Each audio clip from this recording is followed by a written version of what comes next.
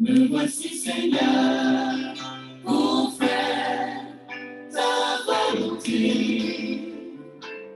Je te donne mon cœur et toutes mes pensées. Me voici Seigneur pour faire ta volonté. J'abandonne ma vie et t'offre mon avenir.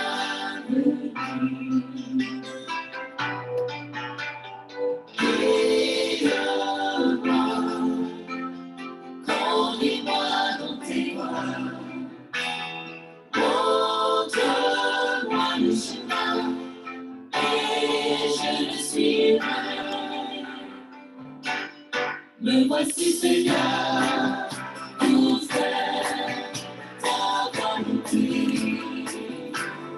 Je te donne mon cœur et toutes mes pensées. Me voici Seigneur pour faire ta volonté. J'abandonne ma vie et t'offre mon avenir. Envoie-moi où tu veux que je sois. Parle-moi de tes plans et je partirai. Me voici Seigneur pour faire ta volonté. Je te donne mon cœur et toutes mes pensées. Me voici Seigneur pour faire ta volonté. J'abandonne ma vie et t'offre mon avenir.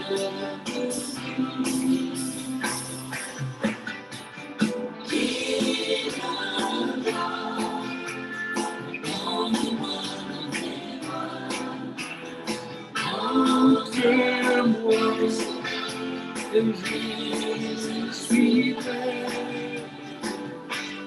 Me voici Seigneur pour faire ta volonté. Je te donne mon cœur et toutes mes pensées. Me voici Seigneur pour faire ta volonté. Je donne ma vie et t'offre mon avenir. J'abandonne ma vie et t'offre mon avenir. J'abandonne ma vie et t'offre mon avenir. Je pense que c'était le cri du prophète Ézéchiel pendant qu'il luttait nuit et jour, n'est-ce pas, dans sa vie, contre les attaques de l'ennemi mortel, mais aussi pendant qu'il luttait pour le salut d'Israël. D'un côté, il y avait les ennemis qui s'approchaient et qui attaquaient Israël, qu'il avait décimé. Et il était en exil, lui, à Babylone, chez l'ennemi. Et il regardait incapable de lutter contre l'ennemi parce que les décrets de l'Éternel s'imposaient. Et alors, qu'est-ce qu'il pouvait faire sinon s'abandonner au Seigneur? Et en s'abandonnant au Seigneur, il a eu des révélations. Et aujourd'hui, nous allons regarder et lire ensemble, écouter ensemble 78 versets de 2 chapitres. On va se limiter à ces 2 chapitres. 39, la fin de Gog et Magog, c'est-à-dire la fin de tous les ennemis d'Israël. Et là, ce chapitre nous plonge vers le 7 années d'Antichrist. Et puis viendra le chapitre 40 qui annonce un nouveau temple de Jérusalem, le temple du millénium. Waouh, waouh, waouh, waouh. On va regarder ça ensemble.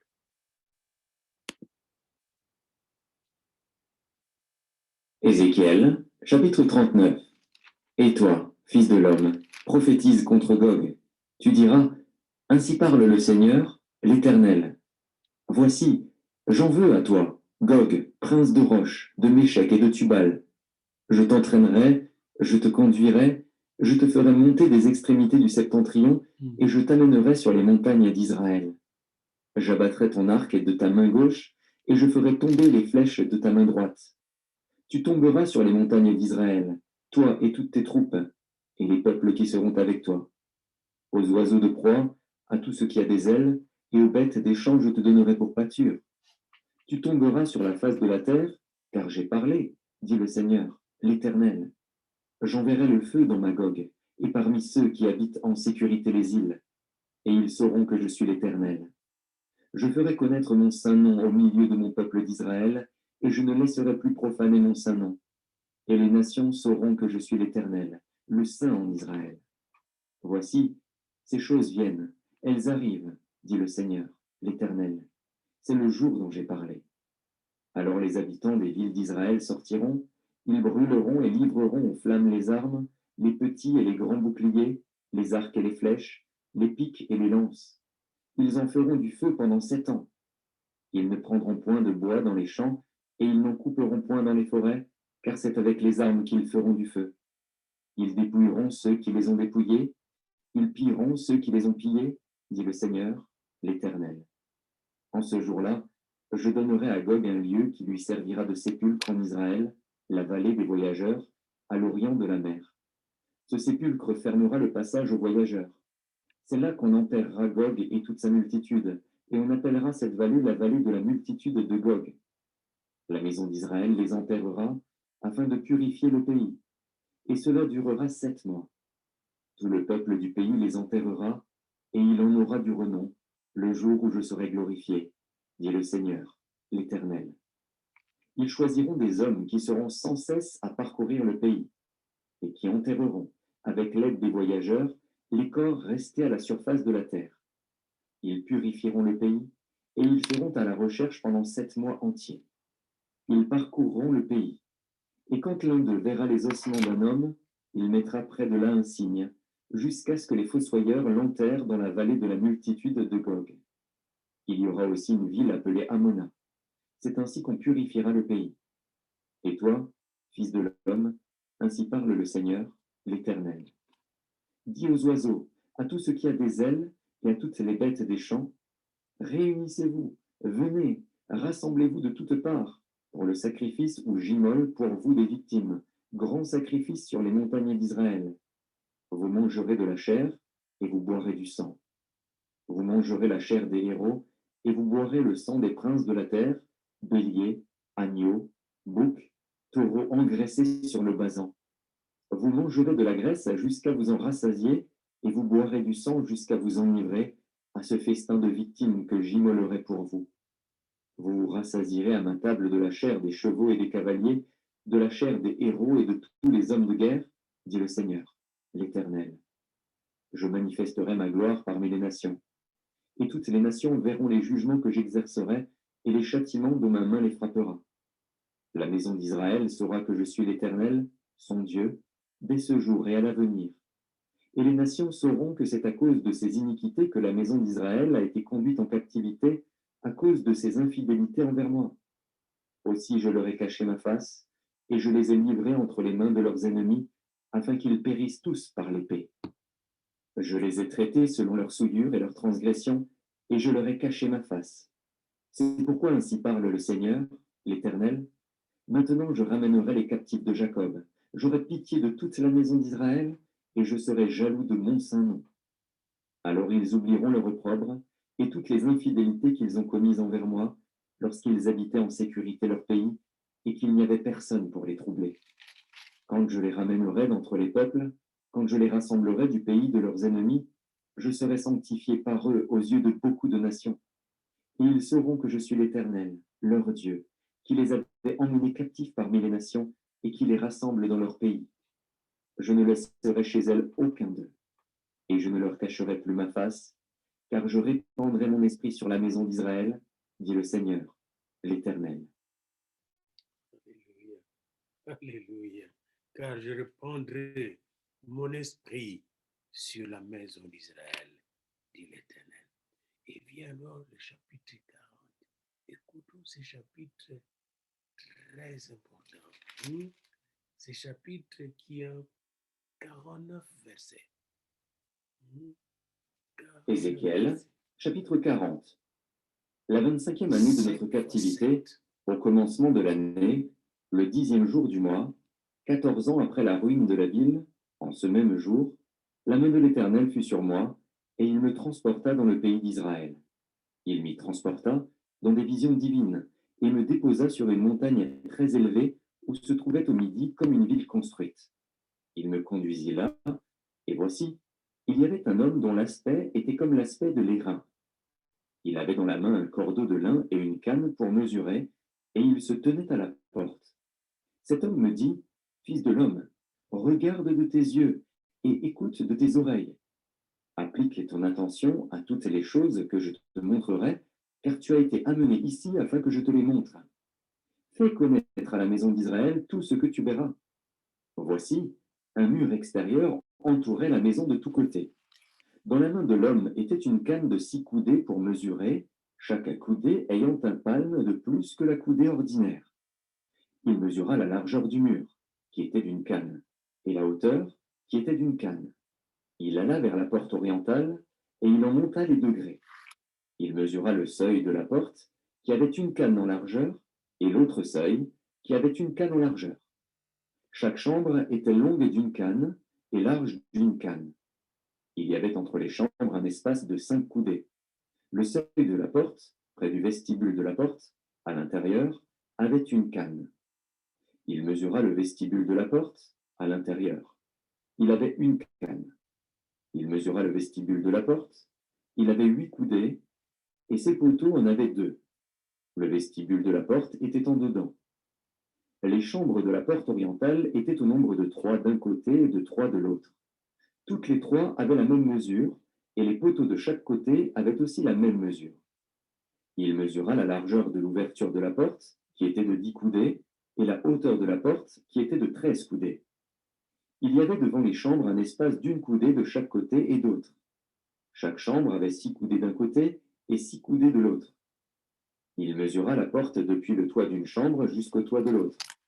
Il y avait une largeur de 25 coudées entre les 2 ouvertures opposées. Il compta 60 coudées pour les poteaux, près desquels était une cour, autour de la porte. L'espace entre la porte d'entrée et le vestibule de la porte intérieure était de 50 coudées. Il y avait des fenêtres grillées aux chambres et à leurs poteaux à l'intérieur de la porte tout autour. Il y avait aussi des fenêtres dans les vestibules tout autour intérieurement. Des palmes étaient sculptées sur les poteaux. Il me conduisit dans le parvis extérieur, où se trouvaient des chambres et un pavé tout autour. Il y avait 30 chambres sur ce pavé. Le pavé était aux côtés des portes et répondait à la longueur des portes. C'était le pavé inférieur. Il mesura la largeur depuis la porte d'en bas jusqu'au parvis intérieur en dehors. Il y avait 100 coudées à l'orient et au septentrion. Il mesura la longueur et la largeur de la porte septentrionale du parvis extérieur.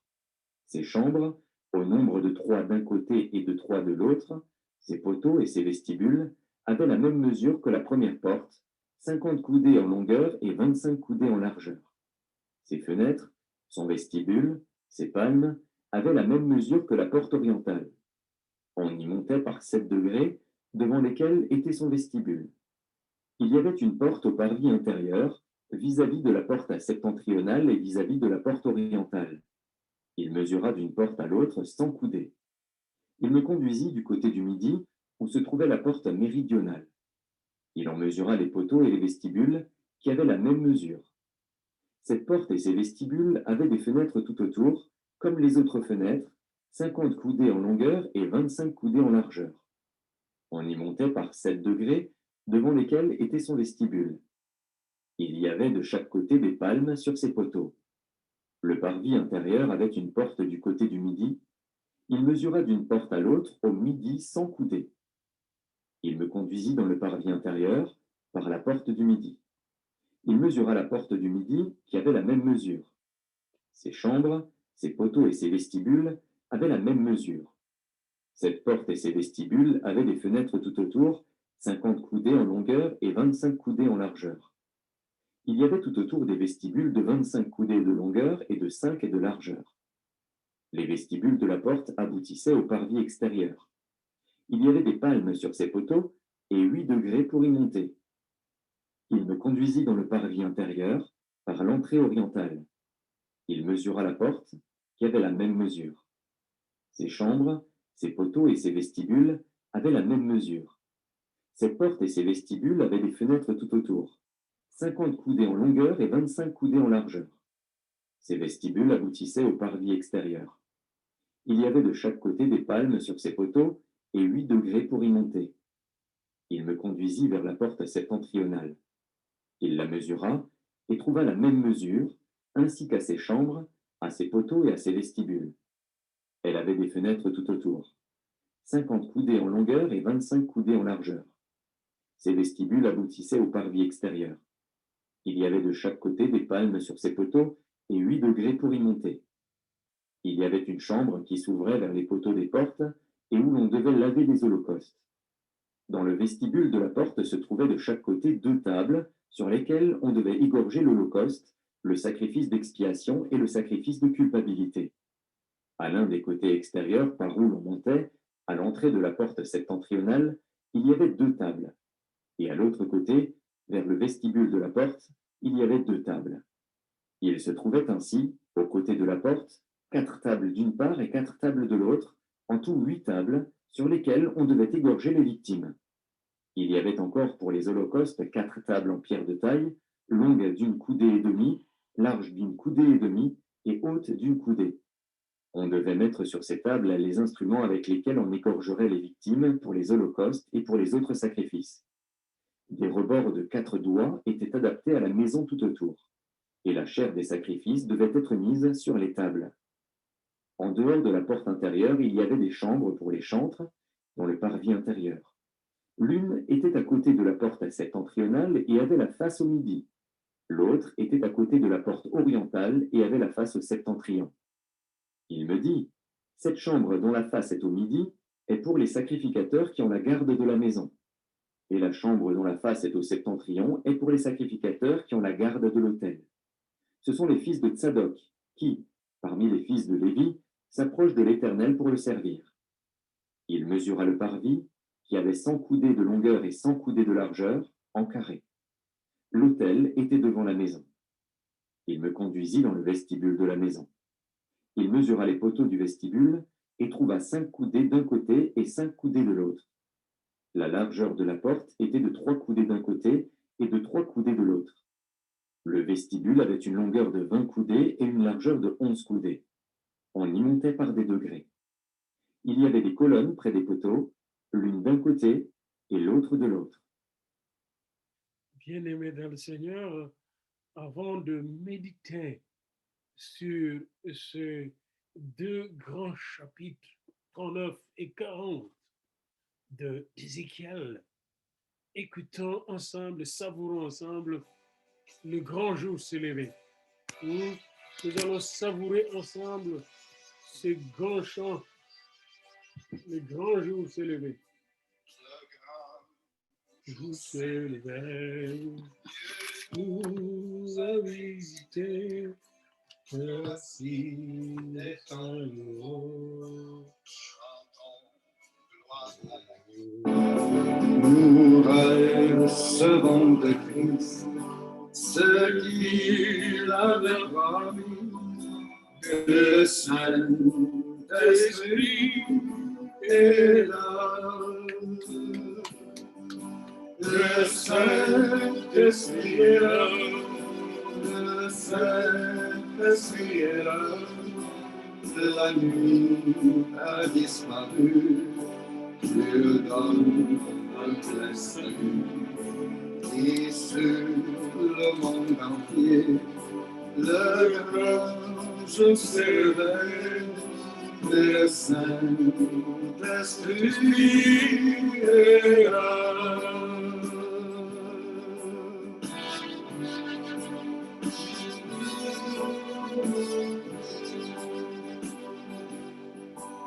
L'obscurité s'enfuit, la lumière a jailli, chassons des cœurs troublés toute incrédulité, car Christ, le roi des rois, répand l'esprit de foi, le Saint-Esprit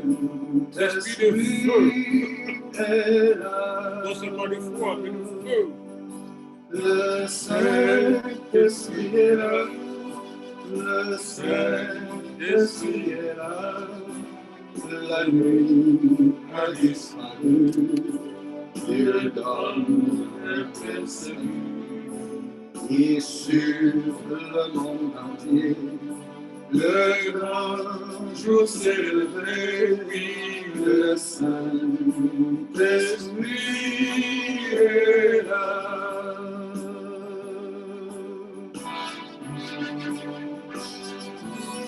Le Saint-Esprit était là avec Ézéchiel. Et il est là. Le grand consolateur, Il sera là. il remplit tous les Il cœurs. était là à la création. L'esprit de vérité nous met en liberté. Il ouvre les prisons, répand la guérison. Le Saint-Esprit est là.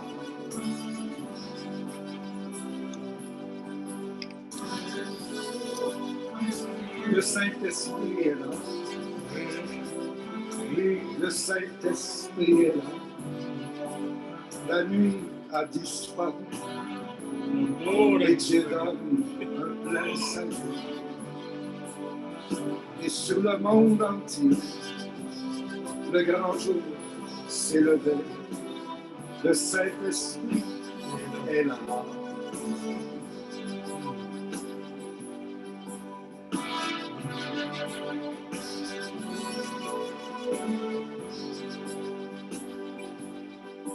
Que tous les rachetés chantent leur liberté.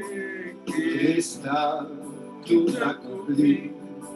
Il a donné l'esprit. Voyez trembler l'enfer, car dans tout l'univers, le Saint-Esprit est là. Le Saint-Esprit est là, le Saint-Esprit est là, la nuit a disparu, Dieu donne un plein salut, et sur le monde entier, le grand jour s'est levé, le Saint-Esprit est là.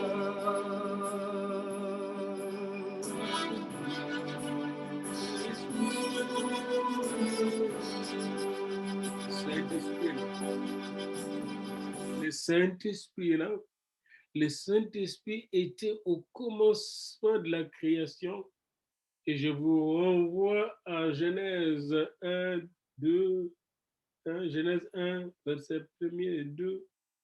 Le Saint-Esprit était là à la création de l'État d'Israël. C'est l'Esprit qui a pris Abraham et l'a transposé en terre de Canaan, de Our de Chaldéa. Le Saint-Esprit était là pour créer l'enfant Isaac dans les seins de Sarah. L'Esprit de Dieu était sur le prophète Abraham, Isaac, Jacob et Joseph. Dans Genèse, nous lisons Pharaon qui dit, y a-t-il quelqu'un qui a l'Esprit de Dieu, l'Esprit de Dieu comme cet homme? Le Saint-Esprit était là lors de la conception de Jésus. Le Saint-Esprit était là lors de la conception de l'Église. Le Saint-Esprit sera là au rendez-vous à la fin des temps. Et le Saint-Esprit était là où était notre bien-aimé frère Ézéchiel en exil à Babylone. Et là, il a reçu une première vision, ici par l'Éternel. Et quand vous lisez le chapitre 39, 1 à 10, il y a une grande révélation là. Dieu décrit la défaite de l'armée de plusieurs nations qui vont se liguer derrière l'Antichrist, derrière le faux prophète contre Israël à la fin des temps. On décrit les désarmements de soldats qui vont venir. Au verset 3, on décrit la chute dans la mort de tous ces soldats. Verset 4 et 5. On décrit les oiseaux et les bêtes qui se repaissent des cadavres de ses ennemis de Dieu. Verset 4. On décrit la précipitation du feu sur d'autres que les soldats. Et on décrit les armes qui sont brûlées par les Israélites pendant 7 ans. Verset 9 à 10. Pendant 7 ans, donc, on va brûler ces armes jusqu'au millénium pour célébrer la victoire du roi des rois en attendant l'éternité. Et là, il est dit au verset 11, du verset 11 à 16, qu'il va donner un cimetière, une tombe, une sépulture, un lieu de sépulcre pour Gog, l'ennemi d'Israël. Et ce sépulcre s'appelle, n'est-ce pas, sera à Hamona. Hamona, le lieu où la multitude sera engloutie. Hamona, verset 16. C'est le nom symbolique de la ville près de laquelle Gog doit être détruit. C'est la vallée d'Armageddon. Et là, vous voyez la défaite totale des ennemis d'Israël. Et après leur défaite au verset 29, pour aller un peu vite, le Seigneur révèle à Israël, c'est Dieu qui parle ici. Je répandrai mon esprit sur la maison d'Israël. Ah, ça c'est la grande promesse. À la fin des temps, Dieu va répandre son esprit sur la maison d'Israël, la maison de David, la maison d'Abraham, d'Isaac et de Jacob, dit le Seigneur. Et c'est à ce moment-là que Dieu va donner la capacité à Israël de construire alors rapidement, ce qu'on appelle les temples du millénium. Les temples du millénium, pas les temples qui seront désacralisés par l'Antichrist, mais ça, c'est les temples du millénium. Et regardez bien comment on décrit ces temples. Quand est-ce qu'il a reçu cette vision? C'était la 25e année de l'exil, c'est-à-dire en 573 avant Jésus-Christ. Et c'était le premier mois de l'année religieuse des Juifs, c'est-à-dire au mois de Nissan. Et c'était donné le 10e jour. Ce 10e jour qui correspondait au début de préparation de Pâques, le jour où on mettait de côté l'agneau pascal. C'est à ce moment-là que Dieu choisit pour révéler à Ézéchiel la vision, toujours la Pâque, qui fait le passage de la mer Rouge vers la terre promise, qui fait notre passage, nous aussi, du royaume des ténèbres vers la lumière. Et ici, on voit clairement la 25e année de notre captivité divine, au commencement de l'année, le 10e jour du mois, 14 ans après la ruine de la ville, c'est-à-dire 573, la ruine de la ville qui a eu lieu quand? En 586, 14 ans après. La main de l'Éternel fut sur moi et il me transporta dans le pays d'Israël. C'est une vision qui est donnée par le Seigneur, il le transporte dans le pays d'Israël. Et il le transporte dans des visions divines et le dépose sur une montagne très élevée où se trouvait au midi comme une ville construite, une nouvelle ville que Dieu va construire pour le millénium. Une ville bénie, une ville de paix, une ville dans le règne royal de la descendance de David. Et c'est là, bien-aimé, que le grand jour s'est élevé, le Saint-Esprit va agir physiquement même.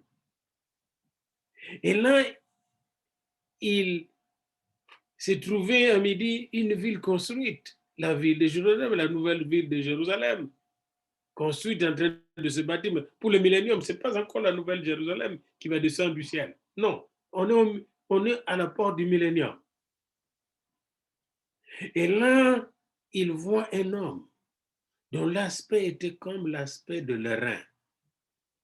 Cet homme, qui était cet homme? Tous les détails de la prophétie sont révélés au prophète à travers la visite guidée d'un ange de Dieu, dont l'apparence est celle d'un homme, comme Genèse 18, Ézéchiel 9, au corps d'airain. Il peut s'agir de l'ange de l'Éternel, puisqu'il est assimilé à l'Ézéchiel, à l'Éternel lui-même. C'est le porte-parole direct de l'Éternel.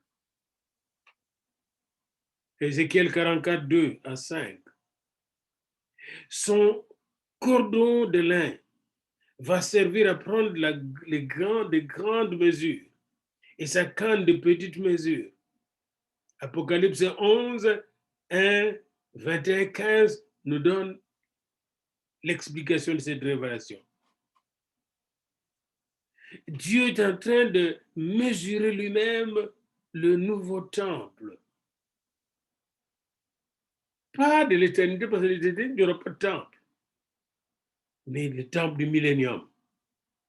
Et il lui dit, au verset 4, cet homme lui dit, fils de l'homme, regarde de tes yeux, écoute de tes oreilles. Il y a deux choses qu'on lui dit. Regarde de tes yeux. Nous devons apprendre à regarder de nos yeux ce que le Seigneur nous montre, même maintenant. Il veut nous donner les yeux spirituels pour voir. Il nous donne les yeux spirituels pour voir en Jésus-Christ, pour voir par l'Esprit. Quand l'Esprit arrive, nos yeux s'ouvrent.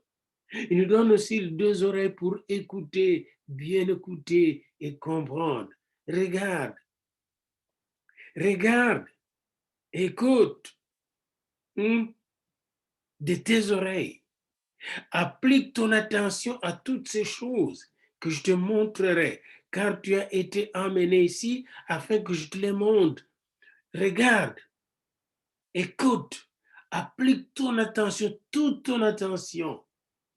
Applique ton attention à toutes les choses que je te montrerai.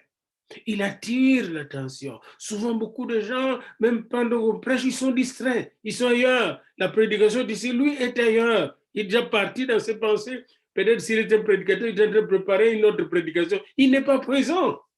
C'est de la distraction, vous ne savez pas. Et l'ennemi s'en régale parce qu'il vous montre que vous êtes distrait, mais pas pour de mauvaises choses quand même. J'étais en train de préparer un sermon. C'est pourquoi je me fais une discipline comme prédicateur. Quand quelqu'un d'autre prêche, je suis là présent, attentif pour écouter ce que le Seigneur veut me dire, pour voir ce qu'il veut me montrer, afin de l'appliquer dans ma vie et dans mon ministère. Et quand il a mis toute son attention, concentré sur ce qu'on lui montrait, il a vu ces choses et il a été amené à le montrer à d'autres personnes, à le faire connaître à la maison d'Israël, mais jusqu'à nous maintenant. Nous savons qu'il y aura un temple merveilleux pour le millénium. Grâce à lui, fais connaître ces choses. Et ce qui est important, c'est ce verset-là, le verset 4. Cet homme me dit, fils de l'homme, regarde tes yeux.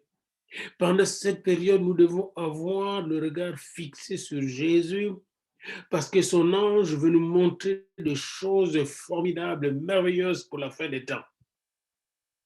Nous devons avoir les oreilles branchées sur Jésus, sur sa parole, sur son esprit, parce qu'il a des choses à nous faire entendre, à nous révéler. Nous devons lui accorder toute notre attention. j'ai jamais eu à donner une si grande attention à la prière que maintenant. Et je bénis le Seigneur pour ça. Et là, il va lui montrer les temples que nous allons décrire ensemble avec vous à la fin de ce chapitre. Aujourd'hui, retenons 3 choses pour comprendre ce nouveau temple. 1. Nous devons avoir les yeux de Dieu pour voir. 2. Nous devons avoir les oreilles de Dieu pour bien écouter, entendre cette parole. 3. Nous devons donner toute notre attention à toutes ces choses que le Seigneur a montrées à Ézéchiel, parce que ces choses nous concernent la fin du temps. Pour le comprendre, il faut que nos yeux spirituels s'ouvrent, nos oreilles spirituelles s'ouvrent, et que notre attention spirituelle soit totalement concentrée sur le Seigneur. Alors, nous allons voir des grandes choses, comme il est dit dans Jérémie 33, 3. Invoque-moi et je te répondrai. Je te révélerai de grandes choses, des choses cachées que tu ne connais pas. Demain, nous allons revenir sur ces temples. Nous sommes pendant la période pascale, maintenant même, en 2021. Et pendant cette période, le Seigneur m'a amené lui-même à méditer sur ces livres d'Ézéchiel. Pourquoi? Pour que nous puissions voir des choses qui vont arriver. Parce que Jésus est déjà mort et ressuscité. Il est maintenant dans la gloire, il viendra. Mais qu'est-ce qu'il va venir faire? Qu'est-ce qu'il va faire avant de venir? Les livres d'Ézéchiel. Les livres d'Ézéchiel. Que Dieu vous bénisse.